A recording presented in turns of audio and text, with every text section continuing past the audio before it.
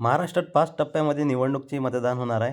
त्यामध्ये 19 एप्रिलला 5 मतदारसंघासाठी निवडणूक होणार आहे. त्यामध्ये रामटेक, नागपूर, भंडारा, गोंदिया, गडचिरोली, चिमूर आणि चंद्रपूरमध्ये होणार आहे. त्यानंतर 26 एप्रिलला 8 मतदारसंघासाठी निवडणूक होणार आहे. त्यामध्ये बुलढाणा, अकोला, अमरावती, वर्धा, यवतमाळ, वाशिम, हिंगोली, नांदेड, परभणी या मतदारसंघामध्ये मतदान होणार आहे.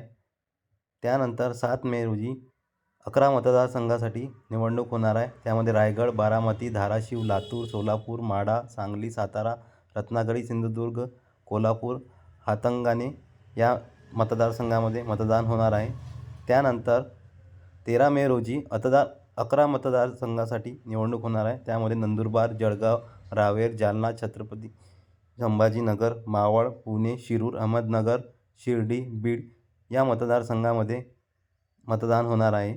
त्यानंतर आखरी टप्प्यात 20 मे रोजी 13 मतदारसंघामध्ये निवडणूक होणार आहे. त्यामध्ये धुळे, दिंडोरी, नाशिक, पालघर, भिवंडी, कल्याण, ठाणे व मुंबईतल्या 6 मतदारसंघामध्ये मतदान होणार आहे. हे लक्षात घ्या. धन्यवाद.